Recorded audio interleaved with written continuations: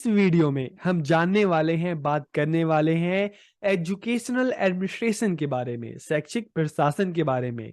तो इस टॉपिक में हम किन-किन पॉइंट्स पर बात करेंगे। सबसे पहले हम जानेंगे कि एजुकेशनल एडमिनिस्ट्रेशन क्या होता है, फिर हम इसके ऑब्जेक्टिव की बात करेंगे, नेचर की बात करेंगे, स्कोप या इसके कार्यक्षेत्र की बात करेंगे और लास्ट में हम जानेंगे कि इसके फंक्शंस या कार्य कौन-कौन से हैं।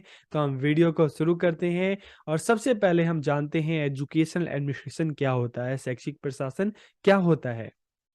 Educational administration employs the arrangement of the human and material resources and programme available for education. कि शैक्षिक प्रशासन में सबसे पहले कौन सी चीज आती है, चाहे ह्यूमन है चाहे मटेरियल रिसोर्सेज है, ठीक है, उसको अरेंज करना। कि कोई भी इंस्टीट्यूशन है, चाहे मैनेजमेंट का है, चाहे टीचर एजुकेशन का है, चाहे लॉ का है, चाहे मेडिकल का है, तो सबसे पहले तो उसके लिए क्या चाहिए होता है, ह्यूमन रिसोर्स चाहिए होता है, मटेरियल चाहिए होता है, ठीक है, ताकि जो भी प्रोग्राम है उसको स्मूथली सही तरीके से चलाया जा सके। ठीक है, इसके अलावा अब इन रिसोर्सेज को सही तरीके से यूज करके, केयरफुली इनका यूज करके जो भी एजुकेशनल ऑब्जेक्टिव है उनको अचीव करना, उनको पाना। तो एजुकेशन एडमिनिस्ट्रेशन में हमने दो चीज देखी। सबसे पहले रिसोर्सेज को अरेंज करना और उनका सही तरीके से यूज करना, ताकि जो ऑब्जेक्टिव है, जो उद्देश्य है, उसको प्राप्त किया जा सके। तो एक काम किसका है, एजुकेशन एडमिनिस्ट्रेशन का काम है। एक तरह का किसी भी इंस्टीट्यूशन में एक फंक्शनिंग बॉडी है, ठीक है, एक्सिक्यूटिव बॉडी है जो इन चीजों को देखती है कि क्या क्या इंस्टीट्यूट को जरूरत है, इंस्टीट्यूशन की नीड क्या है, उसकी जरूरत क्या है, रिसोर्सेज कौन कौन से चाहिए और उन रिसोर्सेज को सही से यूज करके किस तरह से ऑब्जेक्टिव को पाना है। काम किसका है, एजुकेशनल एडमिनिस्ट्रेशन का काम है। Educational administration involves the management of learning material, teaching faculties and process that affect the environment of a formal educational institution। कि शैक्षिक प्रशासन में शिक्षण सामग्री की बात करते हैं, शिक्षण कर्मी टीचर्स की हम बात कर रहे हैं, यह जो प्रक्रिया है, ठीक है, तो इनका प्रबंधन शामिल होता है, इनको मैनेज करना, ठीक है, जो एक औपचारिक शैक्षिक संस्थान के वातावरण को प्रभावित करता है। तो एक इंस्टीट्यूशन को कौन कौन सी चीजें प्रभावित करती है, टीचिंग लर्निंग मटेरियल प्रभावित करते हैं, वहां पे जो टीचर्स हैं, जो फैकल्टी, वो प्रभावित करती है, जो टीचिंग लर्निंग प्रोसेस है वो इफेक्ट डालती है। तो इनको सही तरीके से मैनेज करना, अरेंज करना, इनको सही तरीके से अपने रिसोर्सेज को यूटिलाइज करना, अचीव करना अपने ऑब्जेक्टिव को, काम किसका है, एजुकेशनल एडमिनिस्ट्रेशन का काम है। अब हम इसके ऑब्जेक्टिव की बात करते हैं, उद्देश्य की बात करते हैं। To ensure adequate utilization of all resources, जैसे हम बात कर रहे हैं कि सभी संसाधनों का, चाहे मटेरियल रिसोर्सेज हो, चाहे ह्यूमन रिसोर्सेज हो, जिसमें teaching staff, non teaching staff ये लोग आते हैं, तो इनका सही तरीके से यूज करना, यूटिलाइज करना। To ensure professional ethics and professional development among teachers, कि शिक्षकों के बीच पेशेवर नैतिकता और जो व्यावसायिक विकास है उसको सुनिश्चित करना। कि किसी भी ऑर्गेनाइजेशन में काम करने वाली जो टीचर्स हैं, उनका, उनमें जो प्रोफेशनल एथिक्स है वो होने चाहिए, वो डेवलप करना। और उनका जो प्रोफेशनल डेवलपमेंट है उसके लिए चाहे एफडीपी ऑर्गेनाइज की जाए, चाहे सेमिनार की बात करें, चाहे कॉन्फ्रेंस की बात करें, तो इसके थ्रू इस चीज को इंश्योर करना कि टीचर्स का जो प्रोफेशनल डेवलपमेंट है, जो प्रोफेशनल एथिक्स है, वो धीरे धीरे वो उसका विकास हो रहा है कि नहीं। तो organize educational programmes for student, की विद्यार्थियों के लिए शैक्षिक कार्यक्रमों का आयोजन करना। To perform the functions of the educational institution effectively, कि शैक्षिक संस्थान के कार्यों को प्रभावी ढंग से करना। To prepare student for various vocation, की अलग अलग व्यवसाय के लिए बच्चों को तैयार करना। ठीक है, कि एक इंस्टीट्यूशन है, उसमें मैनेजमेंट के भी बच्चे हैं, उसमें लॉ के भी बच्चे हैं, उसमें एजुकेशन के भी बच्चे हैं, ठीक है, लैंग्वेज के भी हैं। तो बच्चों को अलग अलग जो वोकेशन है उनके लिए तैयार करना, उसके लिए जो भी रिसोर्सेज चाहिए, जो भी टीचर्स चाहिए, जो बच्चों के लिए अवेलेबल करवाना इंस्टीट्यूट में, ताकि जो एजुकेशनल ऑब्जेक्टिव है उसको अचीव किया जा सके। To ensure qualitative improvement of education, की शिक्षा में गुणात्मक सुधार सुनिश्चित करना। अब हम नेचर की बात करते हैं कि नेचर ऑफ एजुकेशनल एडमिनिस्ट्रेशन, की शैक्षिक प्रशासन की क्या क्या प्रकृति है। Educational administration includes not on process but various processes, कि इसमें सिर्फ एक प्रक्रिया नहीं है बल्कि बहुत सारी प्रक्रिया आती है एजुकेशनल एडमिनिस्ट्रेशन में। कौन कौन सी देखते हैं।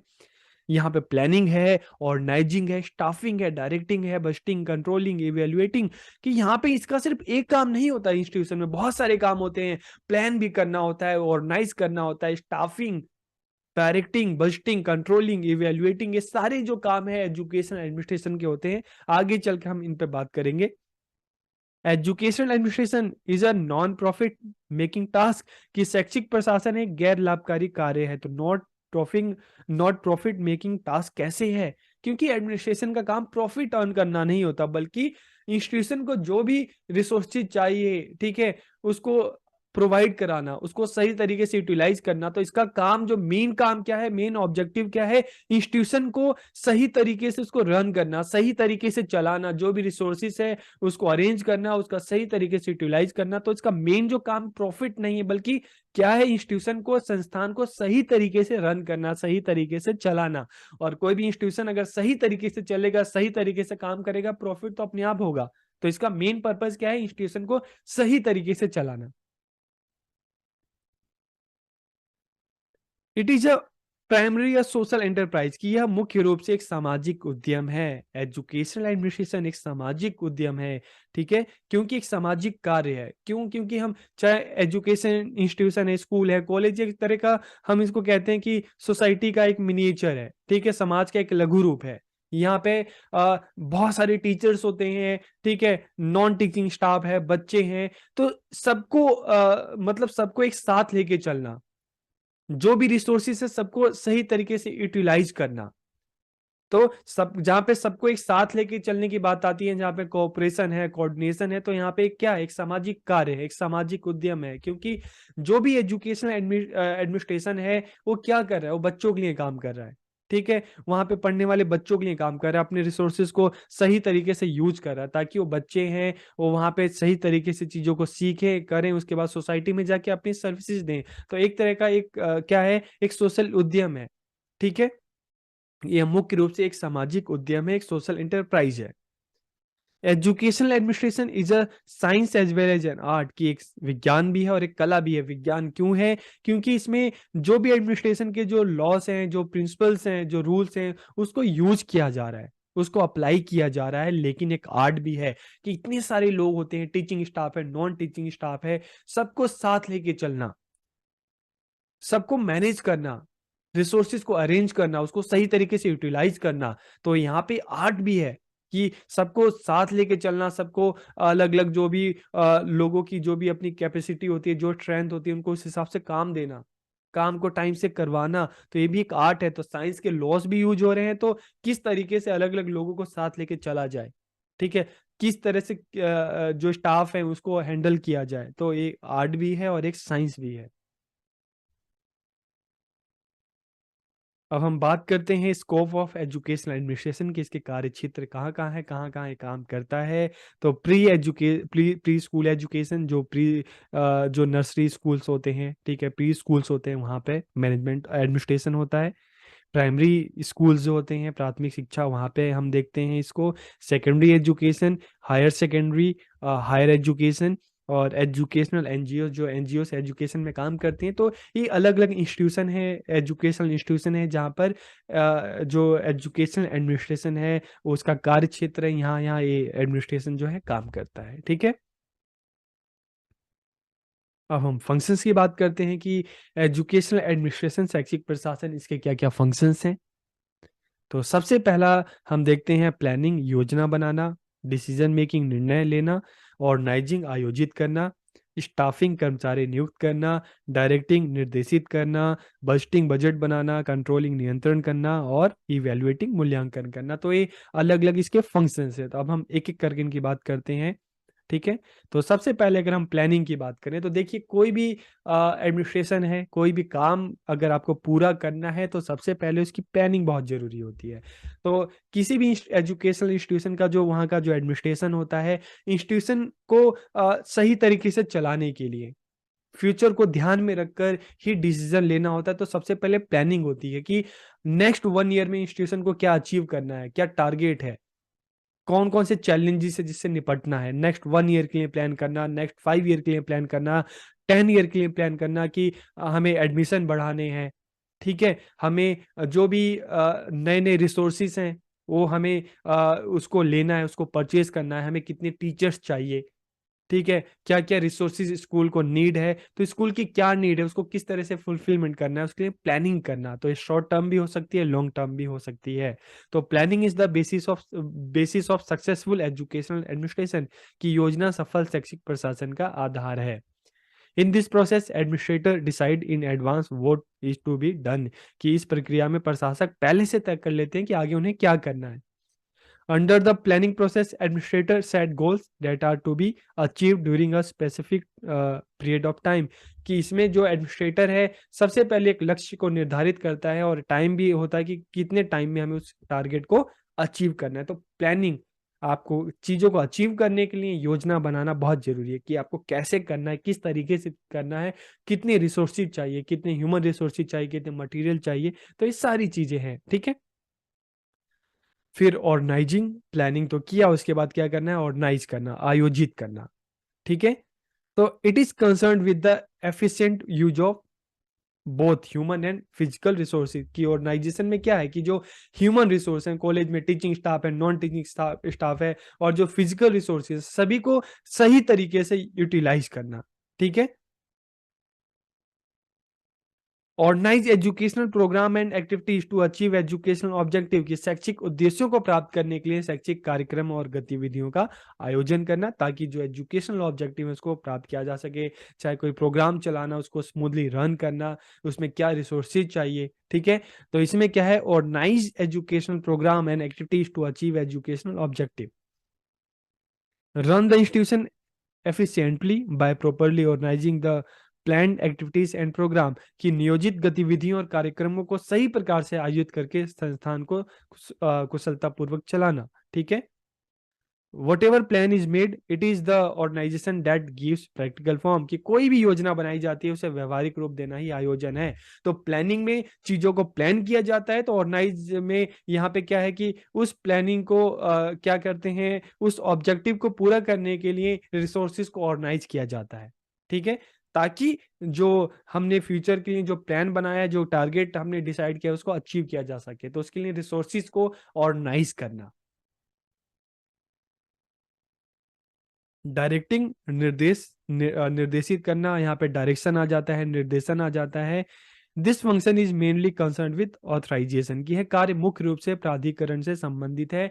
कि मान लो टीचर्स, जो भी इंस्टीट्यूशन है, हमने अपने गोल डिसाइड कर लिए, ऑर्गेनाइज कर लिया चीजों को। अब टीचर्स हैं, स्टाफ जो है, उनको डायरेक्शन देना कि तुम्हें किस तरह से तुम अपने काम को बेहतर तरीके से कर सकते हो, किसके क्या रोल्स हैं, क्या रिस्पॉन्सिबिलिटीज हैं, तो सबको डायरेक्शन देना, ताकि काम को सही तरीके से सही टाइम पे किया जा सके। It involves issuing direction and general orders along with counselling to achieve organisational goal, कि इसमें संगठनात्मक लक्ष्यों को प्राप्त करने के लिए परामर्श के साथ साथ निर्देश और सामान्य आदेश जारी किया जाता है। Educational administrator ensure teamwork among his or staff so that the various activities of the institution are completed smoothly, कि एक शैक्षिक प्रशासक अपने कर्मचारियों के बीच समूह कार्य सुनिश्चित करता है, एक टीम वर्क, एक ग्रुप वर्क, ताकि संस्थान की जो अलग अलग जो एक्टिविटीज हैं, जो काम है, जो डिपार्टमेंट है, वो सही तरीके से चल सके, सही तरीके से अपने काम को कर सके। डिसीजन मेकिंग, निर्णय लेना एक बहुत बड़ा टास्क होता है, ठीक है? कि efficient working of the institution can be possible only by the right decision of the administrator, कि संस्थान सही तरीके से तभी चलता है जब सही टाइम पे सही डिसीजन लिया जाए। तो ये भी काम किसका होता है, जो एडमिनिस्ट्रेटर है, जो एडमिनिस्ट्रेशन है, उनका काम होता है। सही डिसीजन होगा तो काम भी सही तरीके से होगा, ठीक है? इंस्टीट्यूशन जो है अपने गोल को टाइम से अचीव करेगा। अच्छे डिसीजन हमें आगे ले जाते हैं और खराब डिसीजन हमें पीछे ले जाते हैं। तो डिसीजन मेकिंग भी एक बहुत बड़ा टास्क होता है, एक बहुत बड़ा काम होता है जो एडमिनिस्ट्रेशन करता है। If the decision related to the operation of the institution are good, then the institution will be able to achieve its goal on time, कि अगर डिसीजन सही होते हैं, सही टाइम पे सही डिसीजन होते हैं, तो इंस्टीट्यूशन जो होता है अपने गोल को सही टाइम पे अचीव करता है। बजटिंग, बजट बनाना, ठीक है? देखो, हम बात करते हैं, चाहे हम प्लानिंग कर लें, कुछ भी कर लें, बजट बहुत ज़रूरी होता है। कि जैसे आपके घर में हम देखते हैं कि कितनी इनकम हमारी आ रही है, कितना खर्चा हो रहा है, ठीक है? तो ये जानना बहुत ज़रूरी है। अगर आप आपको मतलब हाँ, आपकी कितनी इनकम है, अगर आपका ये फ़र्क नहीं पड़ता कि इनकम कितनी आ रही है, तो आप हो सकता है कि बेहिसाब खर्चा करो, ठीक है? इनकम से ज़्यादा आप खर्चा कर लो तो क्या होगा? आप घाटे में चले जाओगे, आपको लोन लेना पड़ेगा और ऐसे में कोई इंस्टीट्यूशन चल नहीं सकता, ठीक है? तो बजट बनाना बहुत ज़रूरी होता है कि एक स्कूल की नेक्स्ट 1 ईयर में कितनी इनकम आएगी और उस इनकम को अलग-अलग रिसोर्सेज़ पे किस तरह से हमें खर्च करना है। ये जानना भी, ये डिसाइड करना भी बहुत ज़रूरी होता है। तो the development of the institution is determined by it's income, कि संस्थान का विकास उसकी आय से निर्धारित होता है। Preparation of annual institution budget keeping in the view the expected income and expenditure of the school, कि संस्थान के संभावित आय और व्यय को ध्यान में रखते हुए संस्थान का वार्षिक बजट तैयार करना चाहिए।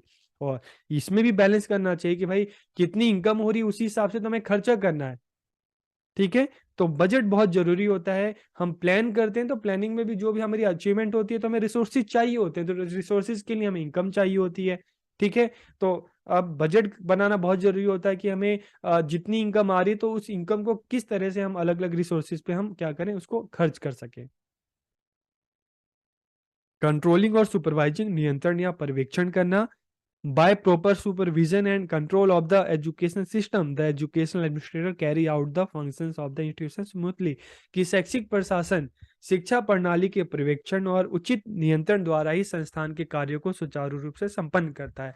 देखो किसी भी इंस्टीट्यूशन में जो भी अलग-अलग जो वर्कर्स हैं, स्टाफ जो है, काम सही तरीके से हो, किसी तरह का कोई कॉन्फ्लिक्ट ना हो, सही टाइम पे काम कंप्लीट हो, तो इसके लिए सुपरविजन या कंट्रोल बहुत ज़रूरी होता है। कंट्रोल अगर होगा, वर्कर्स पे कंट्रोल होगा, तो कहीं पे भी किसी तरह की हम देखते हैं कंट्रोवर्सी नहीं होगी, सब अपने-अपने काम को अपने-अपने सही तरीके से टाइम पे करेंगे, आपस में किसी तरह का डिस्प्यूट नहीं होगा, किसी तरह का विवाद नहीं होगा। तो इसलिए कंट्रोलिंग भी बहुत ज़रूरी होता है और सुपरवाइजिंग भी ज़रूरी होता है ताकि काम को देखते रहें कि हाँ, सही तरीके से हो रहा है कि नहीं हो रहा। इवैल्यूएटिंग, मूल्यांकन करना बहुत ज़रूरी है। Evaluation is also a part of administration, की मूल्यांकन भी प्रशासन का एक अंग है। It is the method used in assessing the result of a plan, कि जो योजना बनाई है वो किस तरह से सफल हुई ना हुई, इसके लिए इवैल्यूएशन करना बहुत ज़रूरी है।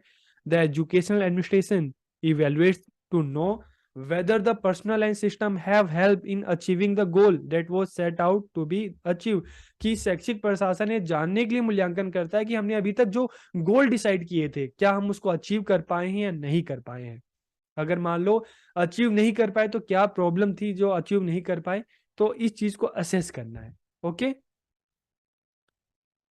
और स्टाफिंग, कर्मचारी को नियुक्त करना, कि इंस्टीट्यूशन में कितने टीचिंग स्टाफ चाहिए, कितना नॉन टीचिंग स्टाफ चाहिए, तो इसको ये जो कर्मचारी नियुक्त करना या स्टाफिंग है, ये भी किसका काम है, एडमिनिस्ट्रेशन का काम है। और इसके साथ के साथ right person should be given the right duty, कि सही व्यक्ति को सही तरीके से काम दिया जाना चाहिए, उसके हिसाब से, उसके स्ट्रेंथ के हिसाब से। There should be equal distribution of work among the staff, कि कर्मचारियों के बीच समान के बीच काम का समान वितरण होना चाहिए। ये नहीं कि किसी को कम काम, किसी को ज़्यादा। तो कर्मचारियों को जो भी स्टाफ है उसको अपॉइंट करना, ठीक है, उनकी नियुक्ति करना और उनकी स्ट्रेंथ के हिसाब से, उनके इंटरेस्ट के हिसाब से उनको सही काम देना और इक्वल डिस्ट्रीब्यूशन ऑफ वर्क होना चाहिए।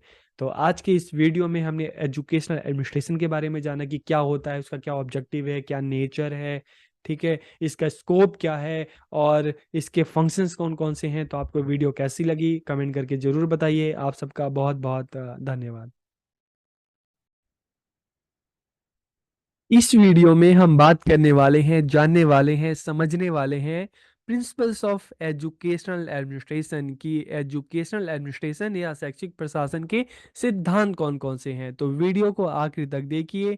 वीडियो कैसा लगा कमेंट करके ज़रूर बताइए। तो हम वीडियो को शुरू करते हैं और सबसे पहले हम बात करते हैं एजुकेशनल एडमिनिस्ट्रेशन, शैक्षिक प्रशासन के बारे में। तो अभी तक आप इसके बारे में जान चुके होंगे कि ये होता क्या है। Educational administration implies the arrangement of the human and material resources and program available for education and carefully using them systematically for the achievement of educational objective. कि educational administration का काम क्या होता है? स्कूल में जो ह्यूमन रिसोर्स हैं, चाहे हम टीचिंग स्टाफ की बात करें, चाहे हम नॉन टीचिंग स्टाफ की बात करें, और जो मटेरियल है उसको अरेंज करना और उसका फिर सही से यूटिलाइज करना, ताकि स्कूल के जो गोल्स हैं, जो ऑब्जेक्टिव हैं, उसको प्राप्त किया जा सके। तो ये तो था एजुकेशनल एडमिनिस्ट्रेशन का मतलब, अर्थ। अब हम इसके अगर सिद्धांत की बात करें तो इसके 9 जो है प्रिंसिपल्स हैं, एक एक करके आप इनको देखिए। और एग्जाम में आए तो जरूरी नहीं कि आप 9 ही लिखो, इनमें से कोई भी आप 5 6 लिख सकते हैं। तो एक एक करके हम इनको देखते हैं, फिर हम बात करेंगे एक एक करके। Clear educational vision and mission, effective leadership, high ethical standard, effective communication, resource management, inclusivity and equality, stakeholder engagement, assessment and accountability, continuous improvement। तो ये सारे इसके प्रिंसिपल हैं। अब एक एक करके हम बात करते हैं। सबसे पहले अगर हम बात करें clear educational vision and mission, तो देखिए नाम से ही पता चल रहा है, educational administrator should stabilize a clear vision and mission for the institution. कि शैक्षिक जो प्रशासक हैं उनको अपने इंस्टीट्यूट के लिए, स्कूल के लिए एक क्लियर विजन और मिशन जो है उनको बनाना चाहिए। And this vision should guide all decision making and activities with in the school. की इसी दृष्टिकोण, इसी विजन को स्कूल के भीतर जो सभी निर्णय लेने और गतिविधियों का मार्गदर्शन करना चाहिए, कि उसी के हिसाब से स्कूल में जो वर्कर्स हैं, जो कर्मचारी हों, काम करें, ताकि उनका जो मिशन है, जो विजन है, उसको प्राप्त किया जा सके, उसको अचीव किया जा सके। फिर अगर हम बात करें इफेक्टिव लीडरशिप की, प्रभावी नेतृत्व की, तो strong leadership is vital in educational administration. की शैक्षिक प्रशासन में मजबूत नेतृत्व बहुत ही महत्वपूर्ण है, क्योंकि पूरे स्कूल को संभालना है, पूरे स्कूल को देखना है, स्कूल में जो भी रिसोर्सेस है उसको लेकर स्कूल को आगे बढ़ाना है, स्कूल के जो ऑब्जेक्टिव है, लक्ष्य है, उसको प्राप्त करना है। तो इसलिए एक स्ट्रांग लीडरशिप का होना बहुत जरूरी है। Administrator should motivate staff, student and other stakeholders. की जो एडमिनिस्ट्रेटर है उसका काम क्या है? उसका काम है कि जो उसके कर्मचारी हैं, टीचर्स हैं, स्टूडेंट हैं, एंड अदर जो स्टेक होल्डर्स हैं, चाहे हम पेरेंट्स की बात करें या स्कूल से जुड़े और लोग हैं, तो उनको हमेशा मोटिवेट करना चाहिए, एनकरेज करना चाहिए, ताकि वो अपने काम को और अच्छे से और बेहतर तरीके से कर सकें। They must also provide direction, set expectations and make informed decision. की उसे क्या करना चाहिए? उसे अपने जो मेंबर्स हैं, अगर हम स्कूल को मान लो एक फैमिली मान लें, और जो बाकी के टीचर हैं, स्टूडेंट हैं, अदर स्टेक होल्डर्स हैं, कर्मचारियों, सब क्या है? मेंबर्स हैं। तो उसे अपने फैमिली मेंबर को क्या करना चाहिए? डायरेक्शन देना चाहिए। उनके लिए कुछ एक्सपेक्टेशन जो है वो निर्धारित करनी चाहिए, कि तुम्हें ये काम करना है, मैं तुमसे ये उम्मीद करता हूँ कि तुम कर सकते हो। और मेक इन्फॉर्म डिसीजन, कि उनको जो भी निर्णय लेना चाहिए, सोच समझ कर ही निर्णय लेना चाहिए। फिर अगर हम हाई इथिकल स्टैंडर्ड की बात करें, तो administrator must maintain high ethical standard. की प्रशासकों को उच्च नैतिक मानक बनाए रखने चाहिए। और ये कौन से हैं? चाहे हम इंटीग्रिटी की बात करें, ऑनेस्टी की बात करें, फेयरनेस की बात करें, देखिए अगर इस तरह के अगर इथिकल स्टैंडर्ड होंगे ना, और सभी इसी राह पर चलेंगे, अपना काम ईमानदारी से करेंगे, मेहनत से करेंगे, सच्चाई से करेंगे, तो किसी भी इंस्टीट्यूट को आगे बढ़ने से कोई नहीं रोक सकता। तो जो एजुकेशनल एडमिनिस्ट्रेटर है, उनको इन चीज़ों को देखना चाहिए, इस तरह के हाई एथिकल स्टैंडर्ड जो है वो अपने इंस्टीट्यूट के लिए बनाने चाहिए, और ये देखना चाहिए कि सभी उसके अकॉर्डिंग अपना काम करें। फिर हम इफेक्टिव कम्युनिकेशन की बात करते हैं, तो देखिए अगर कोई लीडर है, चाहे हम एडमिनिस्ट्रेटर की बात करें, तो इफेक्टिव कम्युनिकेशन होना बहुत जरूरी है। तो communication is essential for the smooth operation of any educational institution. कि किसी भी शैक्षिक संस्थान को सही से चलाने के लिए एक अच्छा कम्युनिकेशन, संचार बहुत जरूरी है। Administrator should stabilize clear communication among staff, student, parents and the community. की प्रशासकों को क्या करना चाहिए? चाहे हम स्टाफ की बात करें, स्टूडेंट की बात करें, पेरेंट्स की बात करें, कम्युनिटी के मेंबर की बात करें, तो सभी के साथ एक अच्छा कम्युनिकेशन उसका होना चाहिए। Regular and transparent communication fosters trust and collaboration. की नियमित और पारदर्शी संचार विश्वास और सहयोग को बढ़ावा देता है। फिर अगर हम रिसोर्स मैनेजमेंट की बात करें, तो देखिए एडमिनिस्ट्रेटर का एक बहुत बड़ा काम है रिसोर्स मैनेज करना। चाहे टीचर्स की बात करें, चाहे हम नॉन टीचिंग स्टाफ की बात करें, मतलब ह्यूमन रिसोर्स, ठीक है, और बाकी जो मटेरियल रिसोर्स है तो उनका सही से यूटिलाइज करना, ताकि जो स्कूल के गोल हैं उसको सही से अचीव किया जा सके, उसको प्राप्त किया जा सके और स्कूल की अचीवमेंट को और बेहतर बनाया जा सके। तो इसलिए रिसोर्स का मैनेजमेंट करना बहुत ही जरूरी है। Inclusivity and equality, promoting inclusivity and equality is a fundamental principle कि समावेशिता और समानता को बढ़ावा देना एक मौलिक सिद्धांत है।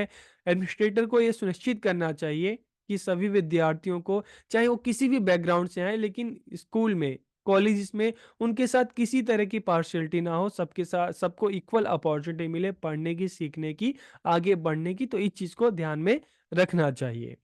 प्लस अगर स्टेक होल्डर एंगेजमेंट की बात करें तो स्टेक होल्डर कौन है? स्टेक होल्डर हैं जो स्कूल से जुड़े हुए लोग हैं। आप इसमें जो बच्चों के जो पेरेंट्स हैं वो भी आते हैं। तो engaging with parents, the community and other stakeholder is essential. कि स्कूल को आगे बढ़ाना है तो कम्युनिटी का जुड़ाव भी बहुत ज़्यादा इसमें ज़रूरी है।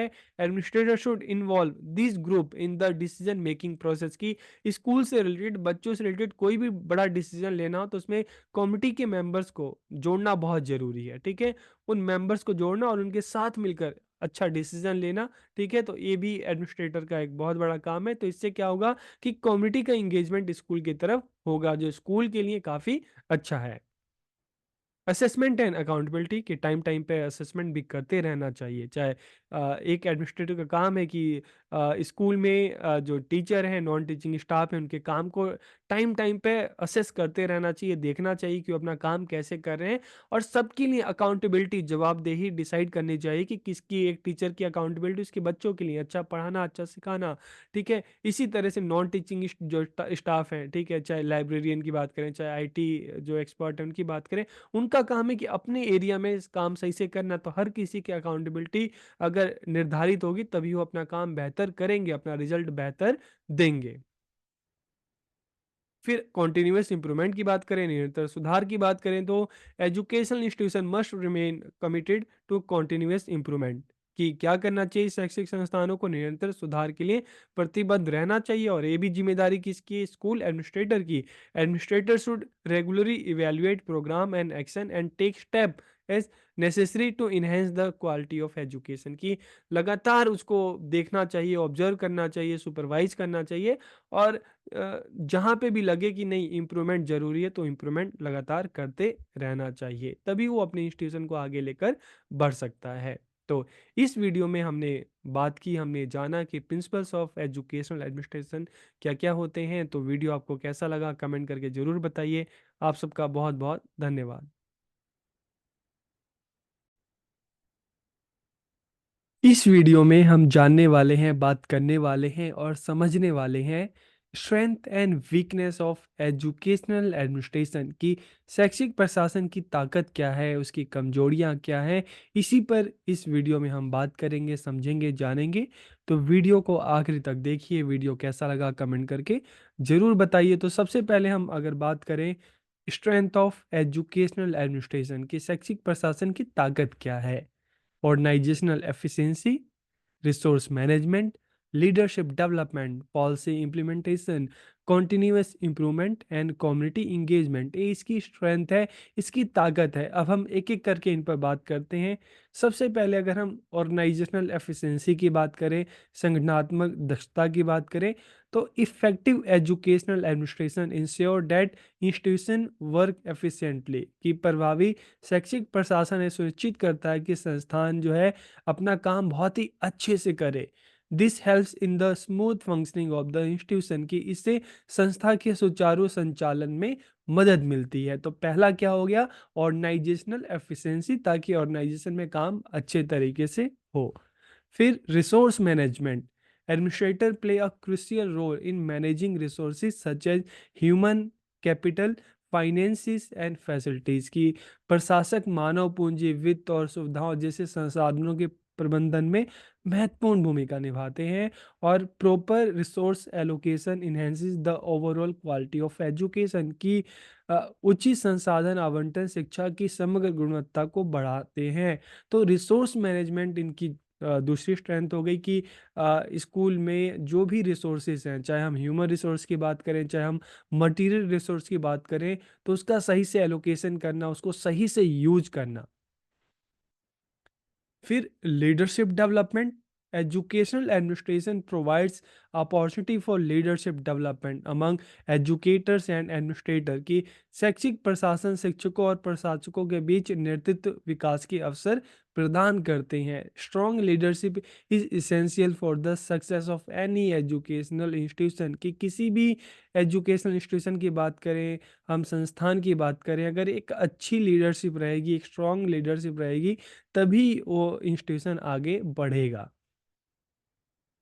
पॉलिसी इम्प्लीमेंटेशन, नीति का कार्यान्वयन, तो educational administrator are responsible for implementing educational policies and reform कि शैक्षिक प्रशासक शैक्षिक नीतियों और सुधारों को लागू करने के लिए जिम्मेदार होते हैं। तो मैनेजमेंट का काम क्या होता है कि इस तरह की पॉलिसीज को बनाना, और एडमिनिस्ट्रेशन का काम क्या होता है उसको इम्प्लीमेंट करना। They translating policy into practical action कि वे नीतियों को व्यवहारिक कार्यों में परिवर्तित करते हैं। continuous improvement कि administrator focus on assessing and improving the quality of education की प्रशासक शिक्षा की गुणवत्ता का आकलन करने और सुधार करने पर लगातार ध्यान केंद्रित करते हैं। This involves implementing strategies to enhance teaching method, curriculum development and student learning outcome. तो इससे क्या हो रहा है, शिक्षण विधियां, पाठ्यक्रम विकास और शिक्षार्थी अधिगम के परिणामों को और बेहतर करने में और बनाने में इससे हेल्प मिलती है। तो कॉन्टिन्यूस इंप्रूवमेंट ये भी इनकी स्ट्रेंथ है। और कम्युनिटी इंगेजमेंट की कम्युनिटी को साथ लेके चलना, क्योंकि हम देखते हैं कि स्कूल क्या है, मिनिएचर ऑफ सोसाइटी, और स्कूल में जो बच्चे आ रहे हैं कम्युनिटी से ही आ रहे हैं। तो अगर स्कूल और कम्युनिटी दोनों मिलकर चलेंगे तो कम्युनिटी के लिए भी अच्छा है और उस स्कूल के लिए भी अच्छा है। तो कम्युनिटी इंगेजमेंट, अगर स्कूल एडमिनिस्ट्रेशन की बात करें तो वो भी एक इनकी स्ट्रेंथ है कि कम्युनिटी को साथ लेकर चलना। फिर अगर हम वीकनेस की बात करें तो वीकनेस क्या है, ब्यूरोक्रेसी। और इसके अलावा देखते हैं resistance to change, inequity, limited autonomy for educators, budget constraint. तो ये सब क्या है, इनकी वीकनेस है। तो एक एक करके इस पे हम बात करते हैं। तो सबसे पहले ब्यूरोक्रेसी की हम बात करें तो ब्यूरोक्रेसी क्या है। तो educational institution can become bureaucratic with excessive paper work, rigid rules and slow decision making process. This can hinder innovation and adaptability। तो हम देखते हैं कि हाँ, एजुकेशन इंस्टीट्यूशन में देखें तो टीचर्स की बात करें, स्टाफ की बात करें, तो वर्कलोड इतना है, प्रेशर इतना है कि वो उसी में दबा जा रहा है। तो ऐसे में जो उनके अंदर का टैलेंट है, उनके अंदर का जो इनोवेशन है, उसके लिए उनको टाइम ही नहीं मिल पाता। तो धीरे धीरे कहीं ना कहीं पेपर वर्क से एक चीज़ें जो है वो ख़त्म होती जा रही हैं। फिर अगर हम बात करें रेजिस्टेंट टू चेंज, परिवर्तन का विरोध, तो आजकल एक कमी हमें जो देखने को मिलती है कि कोई कुछ बदलाव नहीं करना चाहता। जो पुरानी चीज़ें चली आ रही हैं, हर कोई बस उसी को फॉलो करता है, कुछ नया नहीं करना चाहता। तो एक ये भी बहुत बड़ी कह सकते हैं वीकनेस है।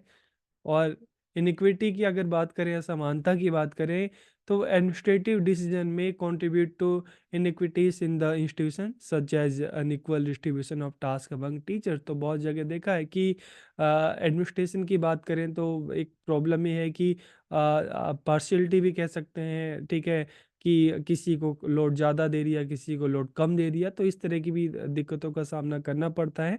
तो असमानता भी देखने को मिलती है। लिमिटेड ऑटोनॉमी फॉर एजुकेटर्स की excessive control can limit the autonomy of teachers, impacting their creativity and ability की अत्यधिक नियंत्रण। कई बार क्या होता है कि एडमिनिस्ट्रेशन की तरफ से जो स्टाफ है, जो फैकल्टी है, उन पे कुछ ज़्यादा ही कंट्रोल रखा जाता है, उन पे कुछ ज़्यादा ही प्रेशर बनाया जाता है, जिससे उनकी जो रचनात्मकता है और क्षमता है प्रभावित होती है। बजट कंस्ट्रेंट तो एक बहुत बड़ी प्रॉब्लम है कि किसी भी इंस्टीट्यूट को चलने के लिए बजट चाहिए होता है, रिसोर्सेज चाहिए होते हैं, लेकिन कई बार देखते हैं कि रिसोर्सेज मिलते नहीं, ना बजट ठीक से मिलता है, तो जो भी काम होना चाहिए वो नहीं हो पाता। तो ये भी एक बहुत बड़ी प्रॉब्लम है। तो यहाँ पर हमने जाना कि एजुकेशन एडमिनिस्ट्रेशन की क्या क्या स्ट्रेंथ होता है, क्या वीकनेस होती है। तो वीडियो कैसा लगा कमेंट करके ज़रूर बताइए। आप सबका बहुत बहुत धन्यवाद।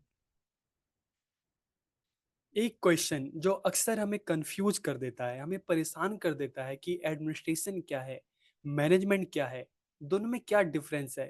कभी हम एडमिनिस्ट्रेशन को मैनेजमेंट समझ लेते हैं और कभी हम मैनेजमेंट को एडमिनिस्ट्रेशन समझ लेते हैं। तो दोनों में क्या डिफरेंस है? तो इस वीडियो में हम इसी क्वेश्चन पे बात करेंगे और आपका जो ये डाउट है, जो समस्या है, इस वीडियो के माध्यम से वो दूर हो जाएगी। तो वीडियो को आखिरी तक देखिए और वीडियो कैसा लगा कमेंट करके ज़रूर बताइए। तो वीडियो को हम शुरू करते हैं और देखिए, जब हम एडमिनिस्ट्रेशन और मैनेजमेंट की बात करते हैं ना, तो इसको आप बहुत ही सिंपल एग्जांपल से आप समझ सकते हैं। ठीक है? मान लो आपका परिवार है, ठीक है? और आपके अगर पूरे परिवार को हम मैनेजमेंट समझ लेते हैं, ठीक है? कि हर कोई अपना-अपना काम करता है, जिसका जो रोल है वो अपने परिवार में अपनी भूमिका निभाता है।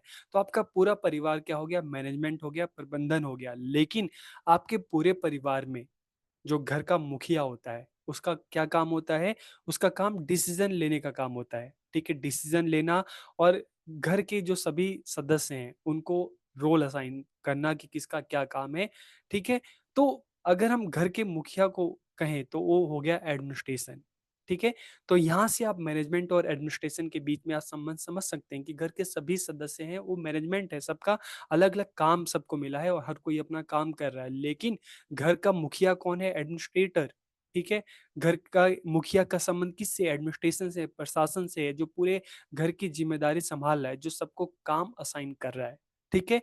तो यहाँ पर जब हम एडमिनिस्ट्रेशन की बात करते हैं, प्रशासन की बात करते हैं, तो administration formulates plan for the development of the school, कि प्रशासन विद्यालय के विकास हेतु योजनाओं का निर्माण करता है। और जब मैनेजमेंट की बात करते हैं, तो management implements the plan and policy made by the administration, की प्रबंधन प्रशासन द्वारा निर्मित योजनाओं और नीतियों को क्रियान्वित करता है, ठीक है? तो जब हम एडमिनिस्ट्रेशन की बात करते हैं, तो एडमिनिस्ट्रेशन का काम क्या है? प्लानिंग का है, ठीक है? पॉलिसी मेकिंग का है। और मैनेजमेंट क्या करता है? उस पॉलिसी को, ठीक है, उस योजनाओं को क्या करता है? इम्प्लीमेंट करता है, क्रियान्वित करता है, ठीक है?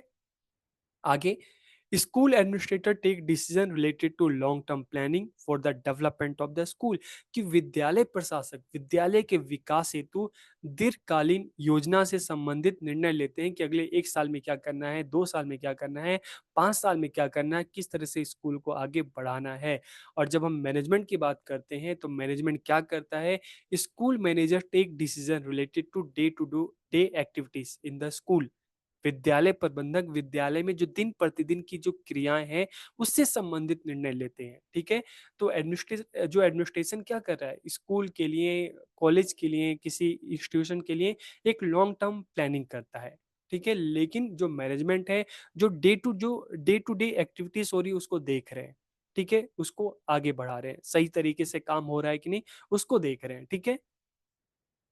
आगे एडमिनिस्ट्रेशन की बात करें, it deal with the strategic and organizational aspect of running and educational institution, की एक शैक्षणिक संस्थान चलाने के लिए रणनीतिक और संगठनात्मक पहलुओं से संबंधित है एडमिनिस्ट्रेशन, कि किस तरह से अपने इंस्टीट्यूट को चलाने के लिए, कॉलेज को चलाने के लिए, कोई बिजनेस है उसको चलाने के लिए किस तरह के निर्णय लेने हैं, ठीक है?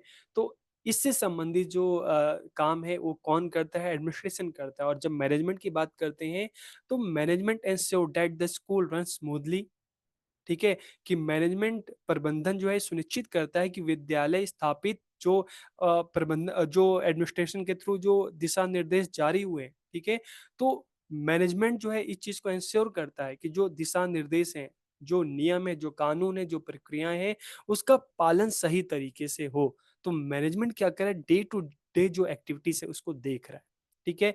एडमिनिस्ट्रेशन की तरफ से, प्रशासन की तरफ से जो प्लानिंग हो रही है, जो योजनाएँ बनाई जा रही है, मैनेजमेंट का काम है उसको इम्प्लीमेंट करना। ठीक है? यहाँ पर आपको ये अंतर समझ में आ गया। आगे बढ़ते हैं, जब एडमिनिस्ट्रेशन की बात करते हैं, तो देखिए हम स्कूल की अगर हम बात करें, तो जो एडमिनिस्ट्रेटर होते हैं कौन हो सकता है? डायरेक्टर हो सकते हैं स्कूल के, ट्रस्टी हो सकते हैं जैसे प्राइवेट स्कूल में हम देखते हैं। और उनके अंडर में कौन काम करते हैं? मैनेजमेंट की अगर हम बात करें, जो इस तरह से जो पॉलिसी बनाते हैं, ठीक है? जो डिसीज़न लेते हैं, उनको इम्प्लीमेंट करने का काम किसका होता है फिर? मैनेजमेंट लेवल पे कौन आ जाते हैं? प्रिंसिपल आ जाते हैं, वाइस प्रिंसिपल आ जाते हैं, एडमिनिस्ट्रेटिव जो स्टाफ है, वो सारे लोग इसमें आ जाते हैं, ठीक है? School administrator have very little interaction with student. की जो स्कूल एडमिनिस्ट्रेटर होते हैं, जैसे हमने डायरेक्टर की बात की, ठीक है, ट्रस्टी की बात की, तो इन सब का बच्चों के साथ बहुत कम बातचीत होती है, इतनी इन्वॉल्वमेंट नहीं होती, ठीक है। लेकिन मैनेजमेंट की बात करते हैं, हम स्कूल प्रिंसिपल की बात करते हैं, हम वाइस प्रिंसिपल की बात करते हैं, टीचर की बात करते हैं, तो इनका बच्चों से डेली इंटरेक्शन होता है। School management interact with student on daily basis की विद्यालय प्रबंधकों की विद्यार्थियों के साथ बातचीत दिन प्रतिदिन होती है, ठीक है। एडमिनिस्ट्रेशन की अगर हम बात करें, they are responsible for developing educational policy, overseeing curriculum development, managing budget and ensuring efficient use of resources. की एडमिनिस्ट्रेशन की बात करते हैं, प्रशासन की बात करते हैं, तो क्या करते हैं? शैक्षिक नीतियां विकसित करते हैं, पाठ्यक्रम का विकास, उसकी देखरेख करना, जो बजट है स्कूल के लिए कि कितना इनकम आ रहा है, कितना खर्च है, ठीक है, सारा चीजें देखते हैं, ठीक है, सारा चीजें मेंटेन करना, और वो सारा काम किसका है? वो एडमिनिस्ट्रेशन का काम होता है, ठीक है। They are responsible for developing educational policy, कि स्कूल में जो एजुकेशनल पॉलिसी क्या होगी, ठीक है। तो इस तरह की जो प्लानिंग करता है, ओवरसीइंग करिकुलम डेवलपमेंट, की करिकुलम डेवलपमेंट इस चीज़ को देखता है कि किस तरह का करिकुलम पढ़ाया जाए, ठीक है। बच्चों को क्या पढ़ाना है, ये सारी चीज़ें देखता है, इससे रिलेटेड डिसीजन लेता है। मैनेजिंग बजट, की स्कूल में कितनी इनकम आ रही है, कहाँ पे कितना खर्च करना है, ये सारी चीज़ें देखता है। And ensuring efficient use of resources, की जो स्कूल के रिसोर्सेज हैं, चाहे ह्यूमन रिसोर्सेज की हम बात करें, ठीक है, टीचर्स, नॉन टीचिंग स्टाफ, चाहे जो मटीरियल रिसोर्सेज हैं, उनका सही से यूज हो रहा है कि नहीं, ये सारी चीज़ें एडमिनिस्ट्रेशन का काम है। और मैनेजमेंट क्या करता है? They handle task such as student enrolment, record keeping, disciplinary matters and the overall functioning of the school. की स्कूल की जो डेली जो रूटीन की जो फंक्शनिंग है, वो हैंडल करना किसका काम होता है? मैनेजमेंट का काम होता है, ठीक है। तो यहाँ पर आपको ये बेसिक डिफरेंस समझ में आ गया होगा कि एडमिनिस्ट्रेशन और मैनेजमेंट, ठीक है, प्रशासन और प्रबंधन, दोनों में क्या डिफरेंस है, दोनों में क्या अंतर है। दोनों में अगर हम देखें तो एडमिनिस्ट्रेशन एक अपर बॉडी हो जाती है जो पॉलिसीज बनाता है, रूल्स बनाता है, और जो मैनेजमेंट होता है उसको क्या करता है? उसको इम्प्लीमेंट करता है, ठीक है। तो वीडियो आपको कैसा लगा कमेंट करके जरूर बताइए। आप सबका बहुत बहुत धन्यवाद।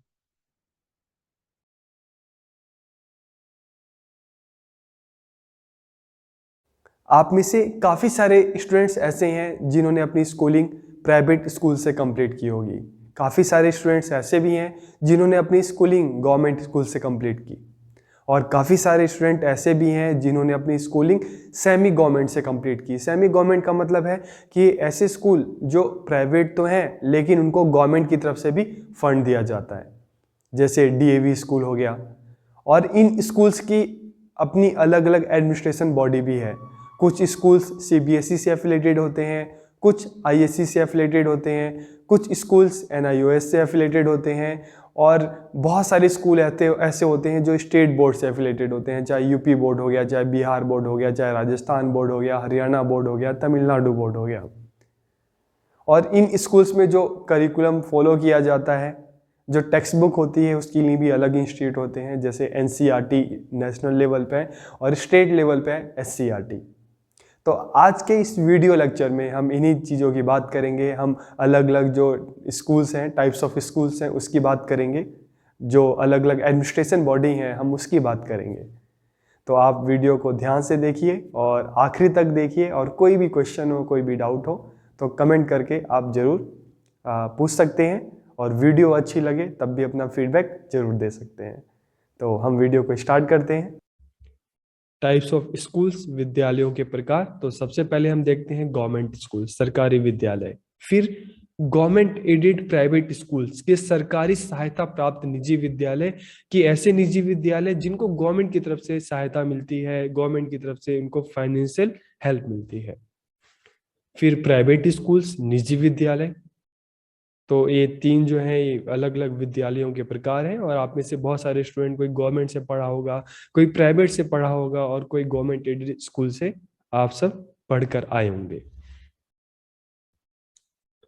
फिर अगर हम गवर्नमेंट स्कूल की बात करते हैं, सरकारी विद्यालयों की बात करते हैं, तो अगर इंडिया में हम देखते हैं तो education in India is mainly provided by government schools, कि भारत में जो शिक्षा है मुख्य रूप से सरकारी विद्यालयों द्वारा ही प्रदान की जाती है। कि आज भी हम देखते हैं इंडिया में 50-60% से ज़्यादा स्टूडेंट ऐसे हैं जो गवर्नमेंट स्कूल में ही पढ़ते हैं। इसका मेन रीज़न क्या है कि गवर्नमेंट स्कूल में जो एजुकेशन है फ्री दी जाती है, तो इसलिए ये सभी की पहुंच के अंदर आता है। These schools are run and financed by the central, state and local government की। और जो गवर्नमेंट स्कूल है, ठीक है, एक अलग अलग जो गवर्नमेंट के टाइप्स हैं, तो कुछ स्कूल सेंट्रल गवर्नमेंट के थ्रू रन किए जाते हैं, फाइनेंस किए जाते हैं, कुछ स्कूल स्टेट गवर्नमेंट के थ्रू, तो कुछ लोकल गवर्नमेंट के through. Government schools can be categorized into 3 parts on the basis of management, कि अपने मैनेजमेंट के बेस पर गवर्नमेंट स्कूल को 3 टाइप्स में आप इसको डिवाइड कर सकते हैं, कैटेगराइज कर सकते हैं। तो कौन कौन से 3 ये जो कैटेगरी हैं, तो इसके बारे में भी हम जानते हैं। तो सबसे पहले अगर हम बात करें school run by central government, कि केंद्र सरकार द्वारा संचालित स्कूल, कि ऐसे स्कूल जिनका एडमिनिस्ट्रेशन और मैनेजमेंट कौन कर रहा है, केंद्र सरकार, सेंट्रल गवर्नमेंट कर रही है। तो ऐसे कौन कौन से स्कूल हैं, ठीक है। तो सबसे पहले हम देखते हैं केंद्रीय विद्यालय। These schools are financed and administered by the central government। तो इसमें सबसे पहले आता है केंद्रीय विद्यालय, Jawahar Navodaya Vidyalaya, only for gifted student, कि जो स्टूडेंट रूरल एरिया के टैलेंटेड स्टूडेंट होते हैं, तो ऐसे स्टूडेंट के लिए जवाहर नवोदय विद्यालय है। जो बोर्डिंग स्कूल्स होते हैं 6 to 12, और यहाँ पे बच्चों को पूरी तरीके से फ्री एजुकेशन दी जाती है। फिर हम देखते हैं Kasturba Gandhi Balika Vidyalaya, only for SC ST and OBC classes, ठीक है। तो ये भी स्कूल जो है, ये भी सेंट्रल गवर्नमेंट के थ्रू रन होते हैं। तो ये जो हमने 3 स्कूल देखे, केंद्रीय विद्यालय, जवाहर नवोदय विद्यालय और कस्तूरबा गांधी बालिका विद्यालय, ये कुछ ऐसे स्कूल हैं जो सेंट्रल गवर्नमेंट के थ्रू फाइनेंस होते हैं, एडमिनिस्ट्रेटेड होते हैं, ठीक है। अब हम बात करते हैं school run by state government, की राज्य सरकार द्वारा संचालित विद्यालय कौन कौन से हैं। तो these school are finance and administrated by the state government, ठीक है। तो सबसे पहले हम देखते हैं सर्वोदय विद्यालय, कि जिन स्कूल्स के नाम के साथ सर्वोदय जुड़ा होता है, सर्वोदय बाल विद्यालय, सर्वोदय कन्या विद्यालय, ये सारे विद्यालय स्टेट गवर्नमेंट के अंडर में आते हैं। और राजकीय विद्यालय, कई बार हम देखते हैं कि सर्वोदय ना लिखकर राजकीय भी लिखा होता है। तो जिन स्कूल के आगे सर्वोदय, राजकीय इस तरह का टाइटल लगा होता है, वो सारे जो राजकीय मतलब राजकीय, ठीक है। तो इस सारे के सारे विद्यालय स्टेट गवर्नमेंट के थ्रू चलाए जाते हैं। शासकीय विद्यालय, तो कई जगह राजकीय सर्वोदय ना लिखकर शासकीय भी लिखा जाता है। तो ऐसे स्कूल्स भी जो है वो स्टेट गवर्नमेंट के थ्रू चलाए जाते हैं। और प्रतिभा विद्यालय, तो ये कुछ ऐसे स्कूल्स हैं जो स्टेट गवर्नमेंट के थ्रू रन किए जाते हैं, ठीक है। अब हम बात करते हैं school run by local government, और कुछ स्कूल्स ऐसे भी होते हैं जो स्थानीय सरकार, लोकल गवर्नमेंट के थ्रू चलाए जाते हैं। ये स्कूल्स कौन कौन से हैं, तो these schools are finance and administrated by the local government, ठीक है। तो इन स्कूल्स को हम देखते हैं म्युनिसिपल कॉर्पोरेशन स्कूल, जो आपने सुना होगा, SDMC school, NDMC school, MCD school, ठीक है। तो इस तरह के जो स्कूल होते हैं, नगर निगम विद्यालय, ये लोकल जो गवर्नमेंट होती है, ये 5th क्लास तक के स्कूल होते हैं, तो ये लोकल गवर्नमेंट के थ्रू चलाए जाते हैं, ठीक है। प्राथमिक विद्यालय, इसको हम प्राथमिक विद्यालय भी कहते हैं, प्राथमिक शाला भी कहते हैं।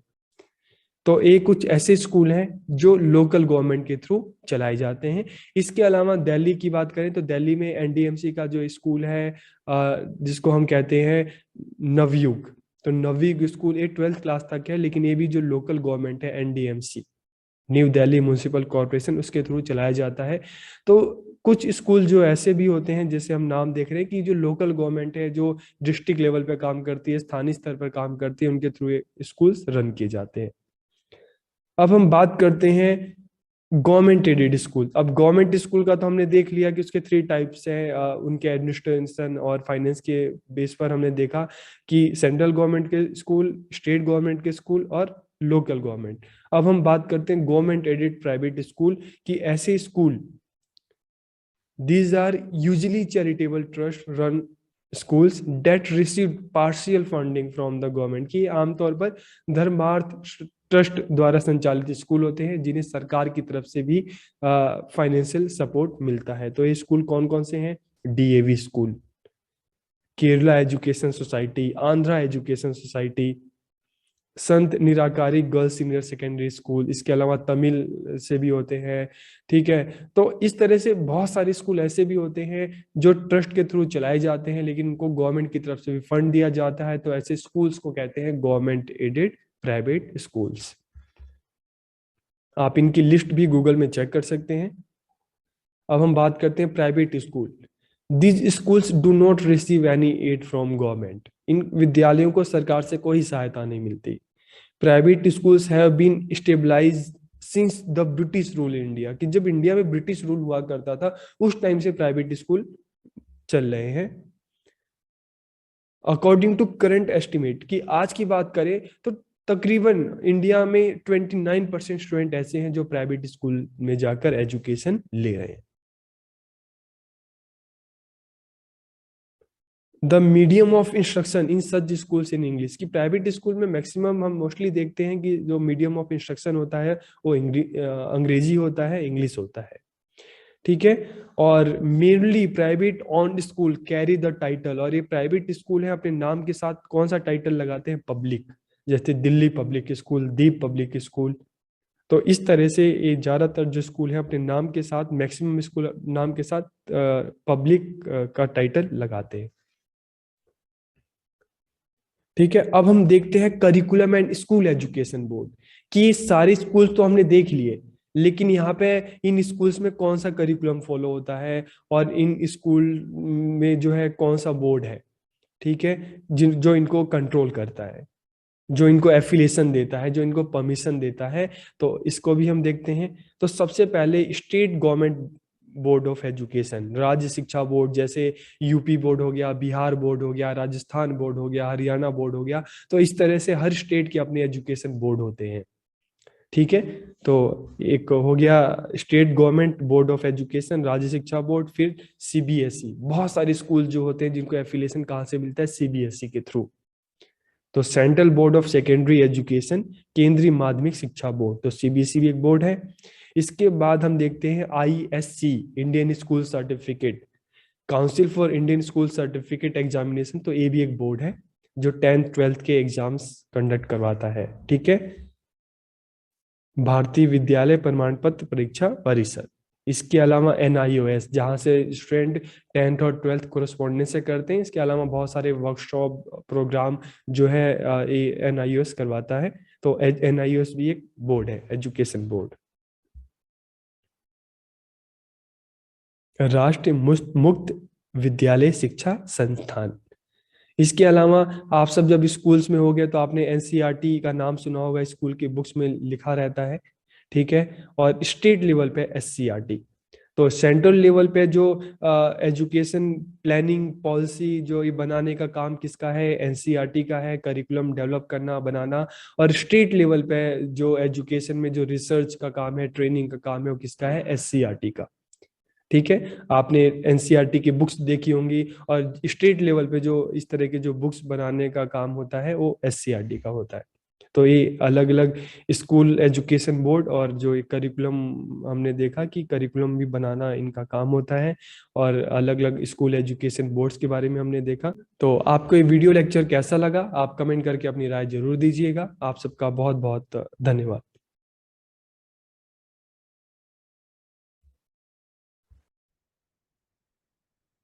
आज के इस वीडियो में हम जिस टॉपिक पर बात करने वाले हैं, जानने वाले हैं, समझने वाले हैं, स्कूल डेवलपमेंट प्लान, विद्यालय विकास योजना। तो पहला क्वेश्चन हमारे माइंड में यही आता है कि स्कूल डेवलपमेंट प्लान है क्या। तो देखिए, आप इसके वर्ड से ही समझ लीजिए कि एक ऐसा प्लान जो स्कूल के डेवलपमेंट के लिए बनाया जा रहा है।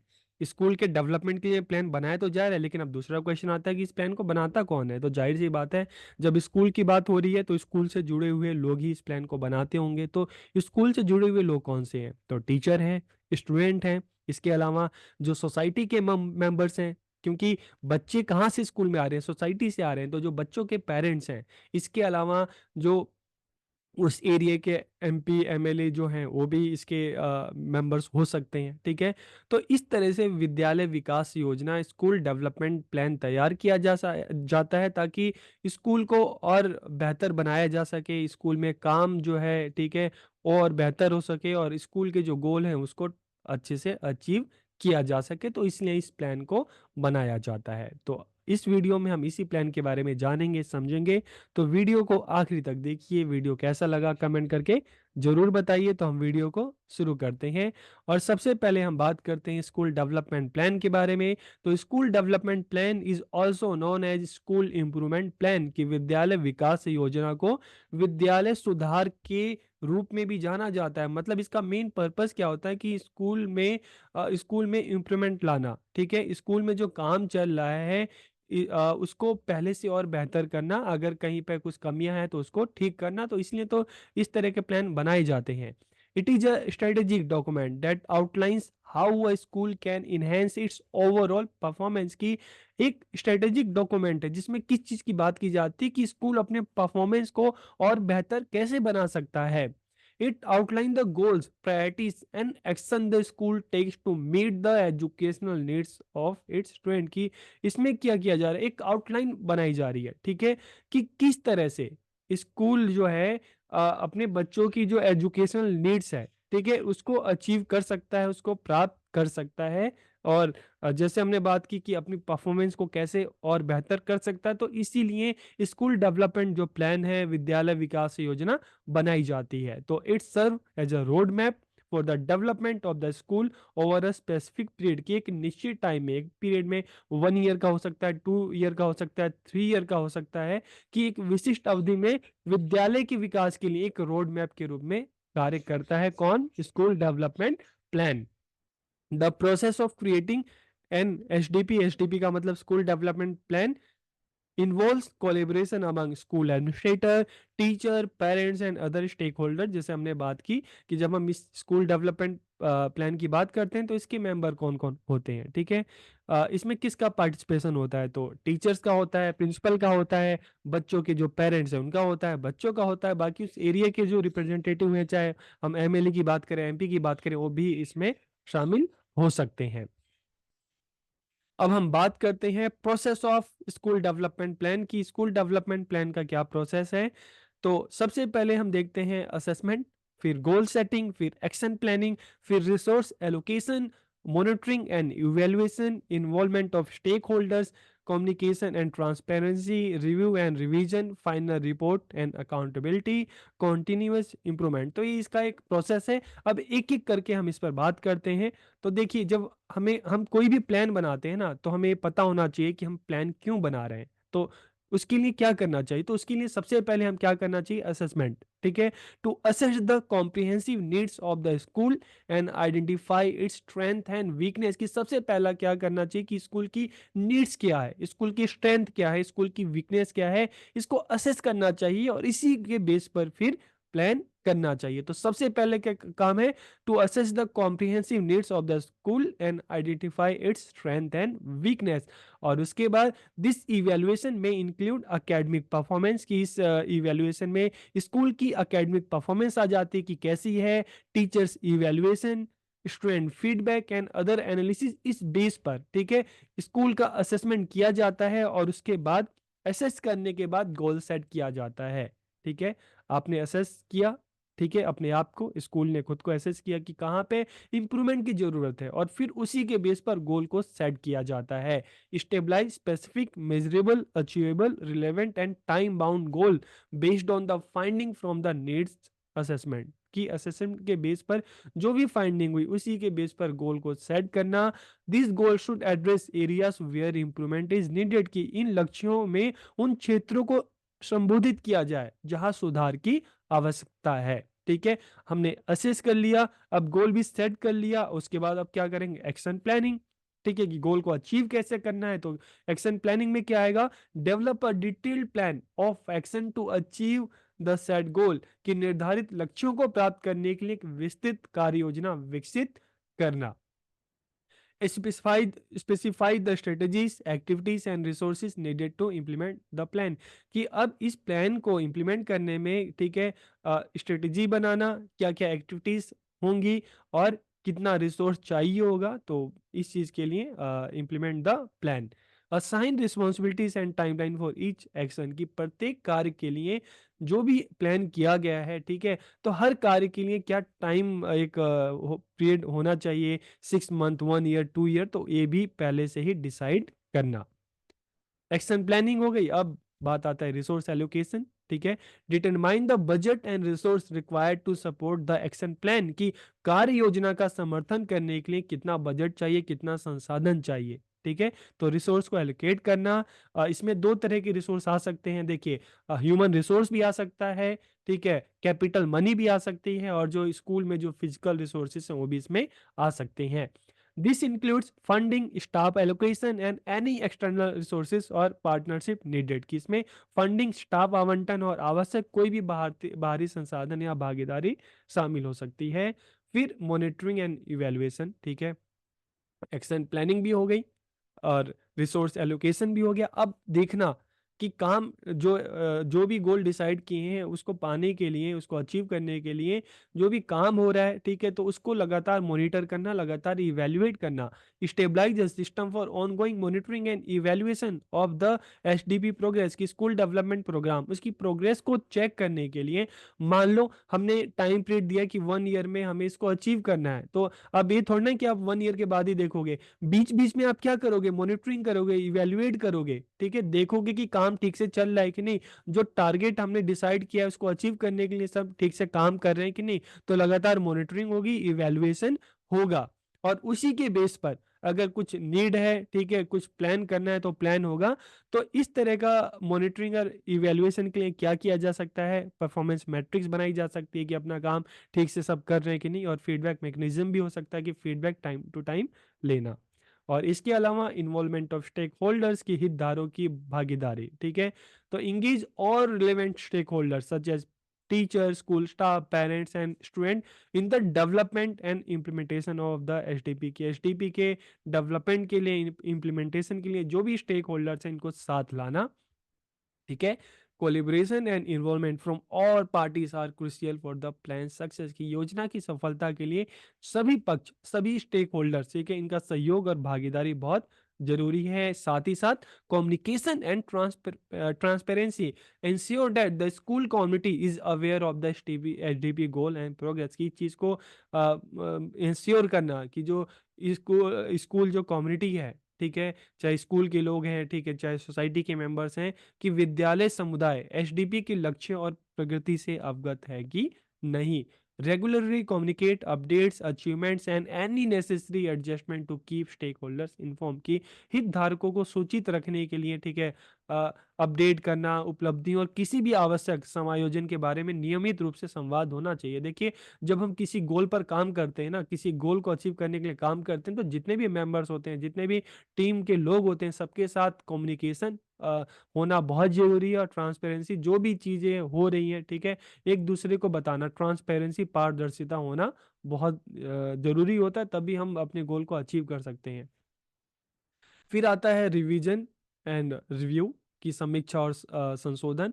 Periodically review the end revise the SDP, की जो स्कूल डेवलपमेंट प्रोग्राम है, टाइम टू टाइम क्या करना है, उसकी समीक्षा करनी है, उसमें संशोधन करना है।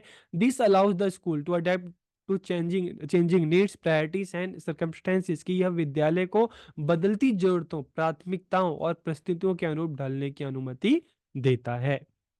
फिर फाइनल रिपोर्ट एंड अकाउंटेबिलिटी।